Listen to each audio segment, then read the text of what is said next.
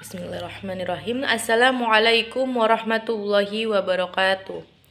Alhamdulillahirabbil alamin wa bihi nasta'in ala umurid dunya waddin. Wassalatu wassalamu ala asrofil anbiya'i wal mursalin wa ala alihi wa sahbihi wa man wala la haula wala quwata illa billah amma ba'du. Perkenalkan, nama saya Tantri Mahaputri, Prodi PAI 3A Ekstensi, Fakultas Tarbiyah, NPM 2101020162. Di sini saya akan menjelaskan desain pembelajaran dengan materi indahnya nama-nama Allah Subhanahu wa Ta'ala. Kompetensi dasar atau KD dari indahnya nama-nama Allah Subhanahu wa Ta'ala. Pertama, mengerti makna Al-Asma'ul Husna, As-Somad, Al-Muqtadir, Al-Muqaddim, dan Al-Baqi. Indikator dari indahnya nama-nama Allah Subhanahu wa Ta'ala. Yang pertama, memahami kekuasaan Allah Subhanahu wa Ta'ala berdasarkan pengamatan terhadap makhluknya. Yang kedua, menyebutkan arti Asma'ul Husna As-Somad. Yang ketiga, menjelaskan makna Asma'ul Husna Al-Muqtadir. Yang keempat, menjelaskan makna Asma'ul Husna Al-Muqaddim. Yang kelima, menjelaskan makna Asma'ul Husna Al-Baqi. Dan yang keenam, menjelaskan hikmah memahami Asma'ul Husna. Tujuan dari materi indahnya nama-nama Allah Subhanahu wa Ta'ala. Beberapa hal yang diharapkan sebagai tujuan pembelajaran pada materi mengenal nama-nama Allah Subhanahu wa Ta'ala adalah agar peserta didik dapat, yang pertama, terbiasa menunjukkan sikap taat kepada Allah Subhanahu wa Ta'ala. Yang kedua, terbiasa menunjukkan sikap peduli dalam kehidupan sehari-hari sebagai bentuk dari pemahaman Asma'ul Husna. Yang ketiga, mengenal nama-nama Allah Subhanahu wa Ta'ala dan maknanya dengan baik. Dan yang keempat, membaca Asma'ul Husna dengan baik. Di sini saya akan menjelaskan materi tentang indahnya nama-nama Allah Subhanahu wa Ta'ala. Allah Maha Suci. Mengenal Allah Subhanahu wa Ta'ala dapat dilakukan melalui Al-Asma'ul Husna, As-Somad, Al-Muqtadir, Al-Muqaddim, dan Al-Baqi adalah sebagian dari Al-Asma'ul Husna. Yang pertama, As-Somad. As-Somad artinya maha dibutuhkan atau tempat meminta. Allah Subhanahu wa Ta'ala maha dibutuhkan. Allah Subhanahu wa Ta'ala menjadi tempat manusia bersandar. Manusia harus mengakui sifat maha dibutuhkannya Allah Subhanahu wa Ta'ala dalam perilaku sehari-hari. Kita harus suka memberikan bantuan kepada yang lain seperti Allah Subhanahu wa Ta'ala senantiasa membantu kita. Yang kedua, Al-Muqtadir. Al-Muqtadir adalah maha kuasa atau maha menentukan. Allah Subhanahu wa Ta'ala maha kuasa, alam semesta beserta isinya adalah di bawah kekuasaan Allah Subhanahu wa Ta'ala.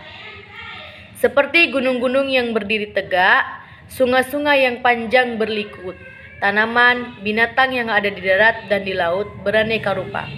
Oleh sebab itu, kita mensyukuri segala kekuasaan Allah Subhanahu wa Ta'ala. Yang ketiga, Al-Muqaddim. Al-Muqaddim adalah maha mendahulukan.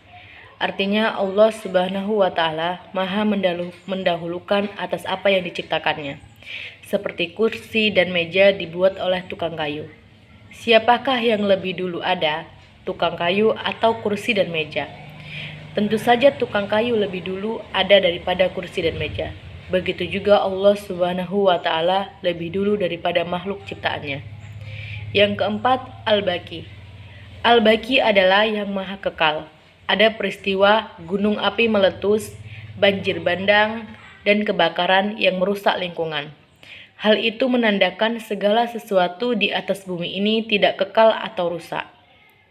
Sebaliknya Allah Subhanahu wa Ta'ala maha kekal.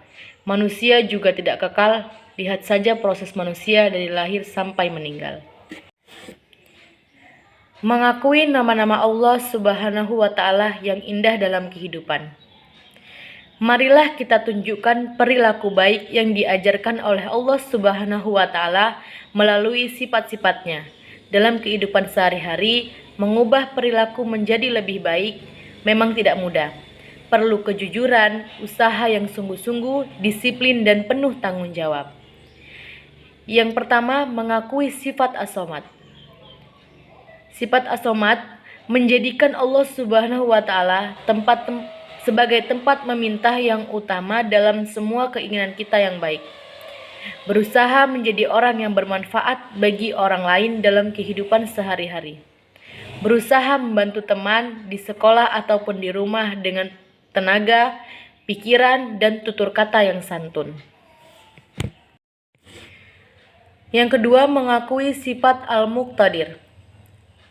Menjadikan Allah Subhanahu wa Ta'ala sebagai tempat berlindung, berlomba-lomba untuk mencari amal kebaikan karena kita tidak tahu kapan bencana akan datang. Yang ketiga, mengakui sifat al-muqaddim.